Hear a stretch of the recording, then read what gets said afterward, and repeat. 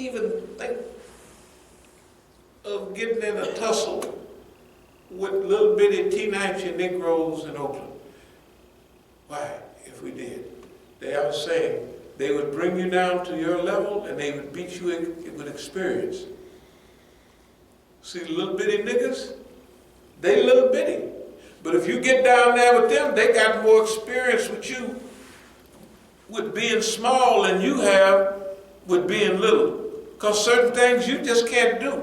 Certain things you can't say because I can't say. They don't have no limit. They get you down there and they mud. That's why I don't care whether they crack niggas upside the head. It don't make no difference what they do. And everybody that came here all advised that we do something about them people in California. It's absolutely not. Let them live out their own, whatever it is, right? Remember, being who they are is not comfortable. They can't be comfortable being who they are. They can't be comfortable living the life they've lived. Boss man in front of them often made fun of them. The stuff that you've heard from here is insane. It don't make no sense. We would be stupid to follow it up. What did he say last week? Your father sold you into slavery in 1960, something like that, right? Yeah. Now, I would be a damn fool. Not that I was my favorite or my father, you know, because I was the youngest and I saved money like him. You know, none of the other family saved money like him, only me. And when he would come home from, he ran a gambling house, of course, he would count all his money. And every now and then, he used to see, I test your mama every now and then.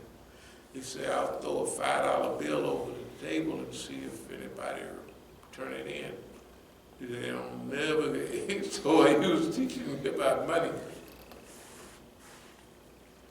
And about everything else. So I would come, that he at night, at 11, 12 o'clock at night, he'd have his money bag and I'd be counting my money from the days.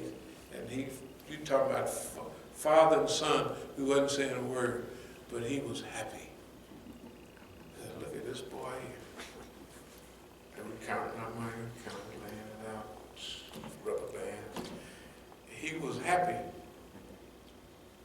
Because I knew the rule of money. And you know, all of my sisters and brothers, they could borrow money from my father. But I had some money overseas.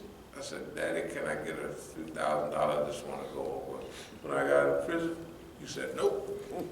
You know why he said no? He said, you got the rule on money. You know better. You can't be without money. And I'm not loaning you nothing. He didn't say it exactly in those words, but no.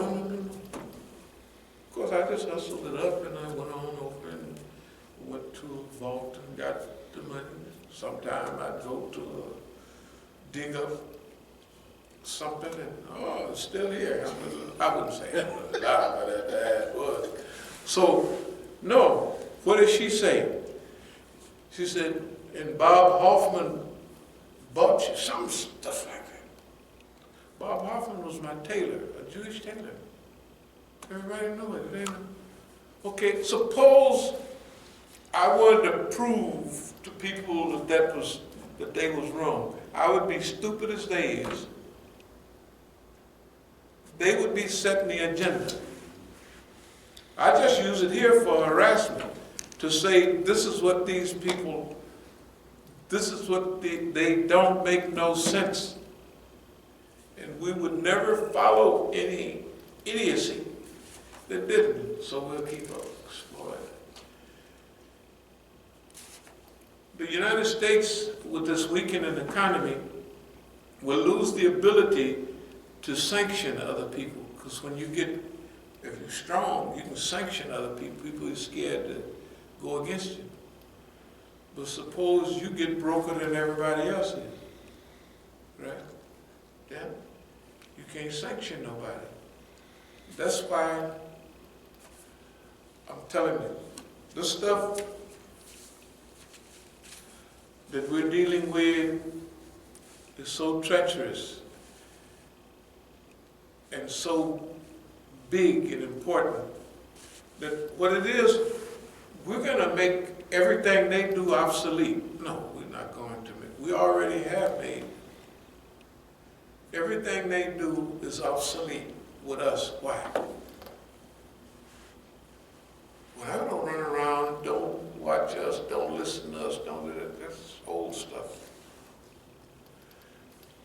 Their training, what they do is obsolete.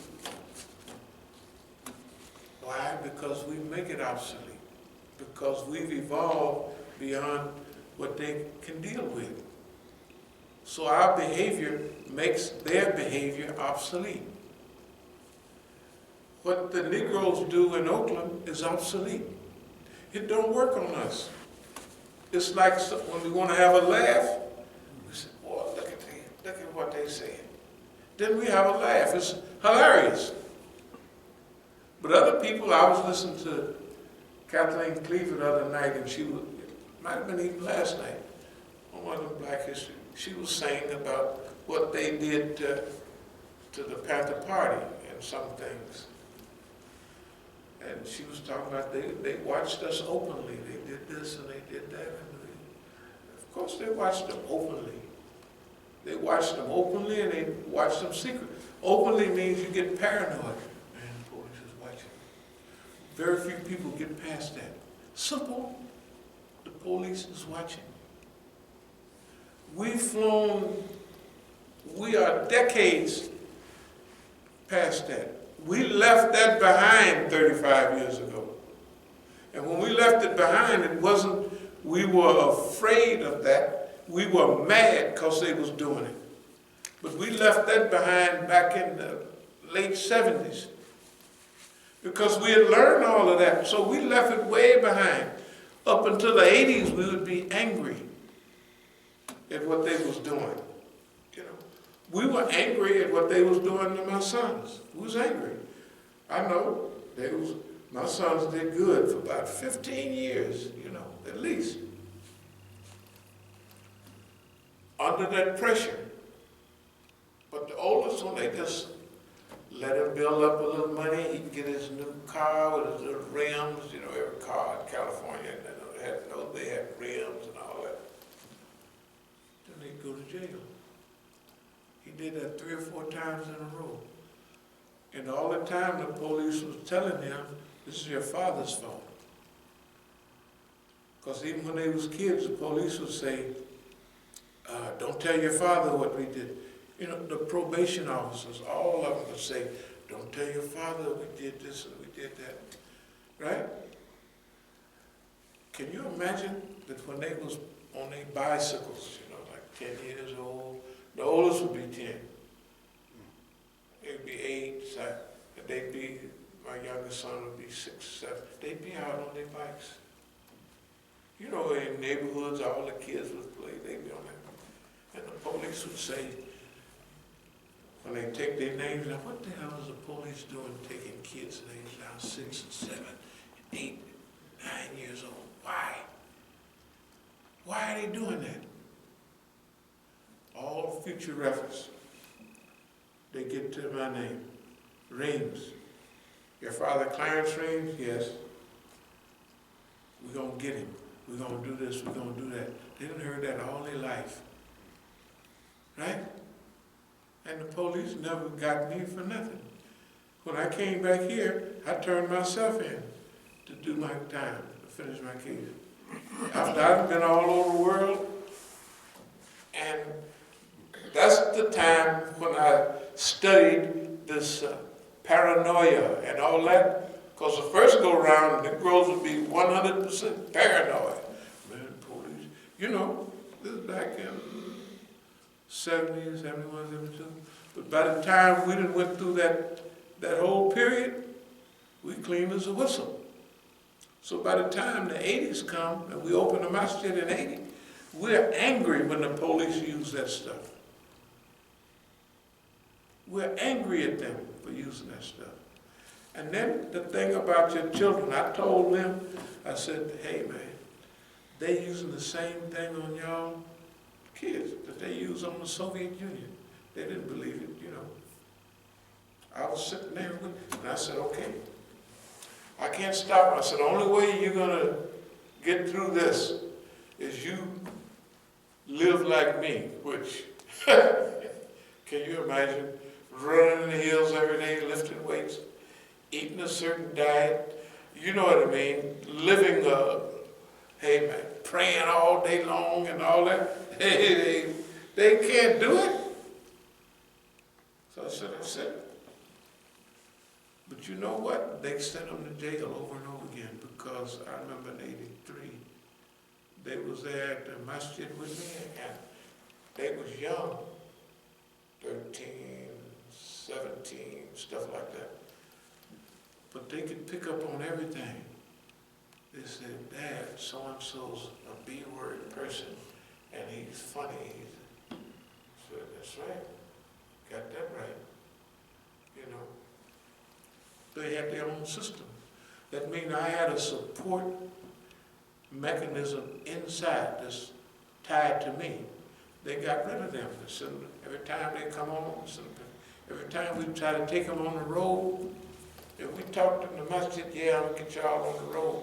When they would go on the road with me, they would listen to brainwash all day. Lectures and praying and going to all the universities and everything. Yeah, one time, they was at the University of Colorado. You know, the white boys leave their keys in their bikes. So they left the key in the motorbike. The white boy did, they rode all around the university and it run out of gas. And guess what? They was taking it back to where they got it from. And the white boy said, oh, my bike, thank you. They gave him $20. And they told us, if you niggas is lucky, y'all got a protection on you, man, that you steal a man's bicycle, a motorbike, ride it all around, and he's so grateful, he give y'all $20. I said, man, look at here. I said, y'all don't see the signs and nothing. But anyway, here's what happened to them. The police kept sending them to jail. And guess what? They're alive. How many youth from the 80s and the 90s are alive? They was growing up during that period. I said, what do y'all think about the numbers? They both told me, Dad, we got photo albums of dead people. I said, even your little friend that went to Angel Island when he was in the 6th grade and he was turning flips, I took him. I said, even him, the one with the little natural? He said, dead. So I said, that's a sign. I said, the police was trying to get rid of y'all, and now you out here, and you alive. I said, now you ought to use that. Now you have to use it yet, but there's still a chance, you know. And then remember, that's what I prayed for, that they live long enough to understand. I didn't even pray that they become super duper Muslims. So I'm getting what I asked for, that they live, that they don't get wiped out before they even know, why am I dead? You know what I mean? Right? They live, now they know, but it don't make me no difference. They know what's going on. They know what's going on. And whatever part they played, they got a chance to prove their part. Okay. So, no, they got a chance to prove. They got a chance, this is going to be on you. It ain't going to be on me. You done got everything.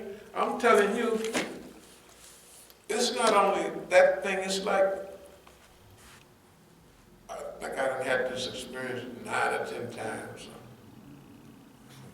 So my son, the oldest one, gets shot 6 times at close range. and the girl is slicing him with an army knife, you know, them knives with them ridges on it. And they don't hit no organs, real organs, you know what I mean?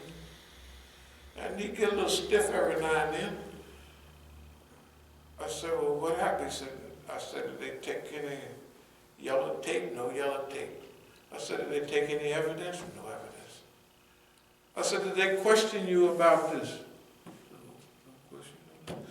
So I asked the doctor, kind of heavy-set Italian lady. I said, yes, ma'am. I said,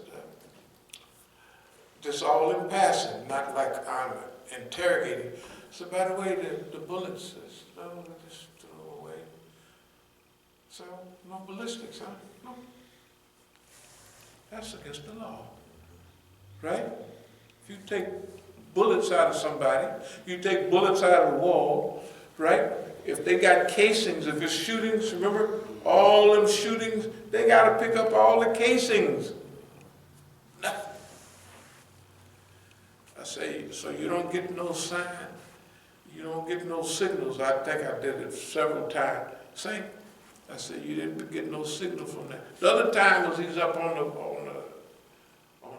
doggone porch, right, with all his friends. And he happens to be friends with another crew too. The other crew sent one guy up, say, hey man, let me holler at you, man, while he's down there talking to his friend. He got friends in both crews. That crew down there sprayed the whole porch and bumped just about everybody off. You know how they was in the 80s and 90s. Yeah, same question. I said, so that didn't give you no hint? You know what I said? No, was it? I said, hey man, hey. The same thing with this one. He even got shot 6 times, like we right here, close range, with one of these modern Glocks or whatever they are, right? They blow your body up. I mean, and he didn't get hit with no kidney, no pancreas, nothing. It broke his arm, I think he hit his arm, but you see the picture of his arm. But they just put it back together and now he's fine. So I say, you don't get nothing out of that. Hey, no message. Right back, doing the same thing they was doing. Okay? No message, no nothing. I said, you guys are pressing the issue. You're pressing the issue, man. But I'm all for them. But I'm not going to lose no sleep. Because they didn't have too many signs, too much. Hey, man, anyway, so let me get on with the mean old white man. They try to take you down, beat you at your own level. We make their training obsolete because of spiritual jihad. See, they train physically. I looked at Abdul Malik, he get his sons are kind of nice, easygoing.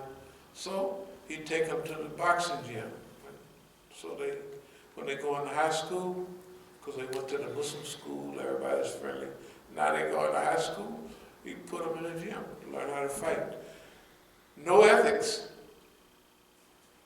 My cousin or whatever he is up there in Philadelphia, he's a police too. A real badge-carrying police. When his sons got that age, he put them in to learn how to box. You know, to get boxing down. No ethics. Why? Because Abdul Malik's son would come and meet up with me on the trail, wouldn't even speak, you know what I mean? But his father sent him there. And he did it for a long time, on a regular basis. Whatever time I got there, he would be there. So they teach them, they look at manhood and don't want nobody to pick on you or be, it's all physical, no ethics. They didn't teach their children no ethics because they never used any ethics. If he had any ethics, he wouldn't do what his father is telling him to do because it would be wrong. They think manhood is just physical fighting, like most of us did. You know, that's a bad nigga because he can fight good. What about his ethics? What are the ethics anyway, right? I'm trying to tell you, we make their training obsolete. Why? Because we don't go along their spectrum.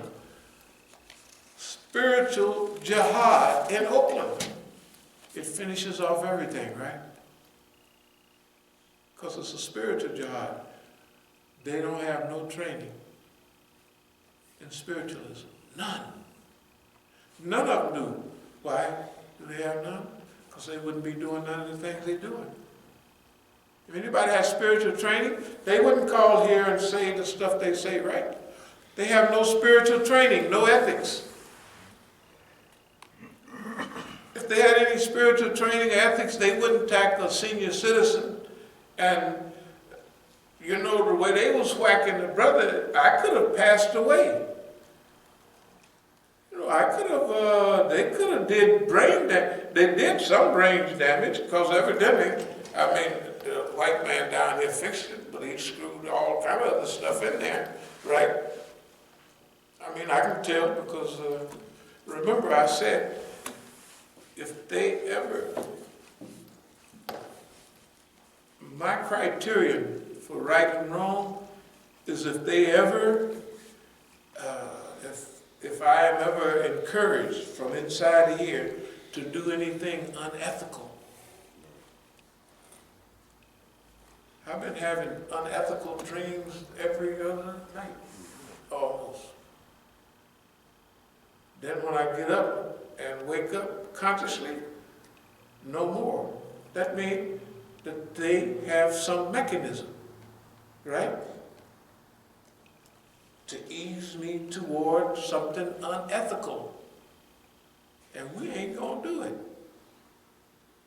Just not gonna do it. That means spiritual jihad. Everything for them is physical. Their army is physical. Right? It's not ethical. What army would kill all those people in Saddam Hussein's army when he went into Kuwait? The highway of death, they called it. It was like the white man here said it was a turkey shoot. Who would just shoot people, just a turkey shoot? That's the way the U.S. Army was doing them, right? The Iraqis. They knew Saddam didn't have a trained army. They knew Saddam's army would run away. They knew what it did with the Iranians. As soon as the army, when they was fighting Iranians, most of them were Shias in the army.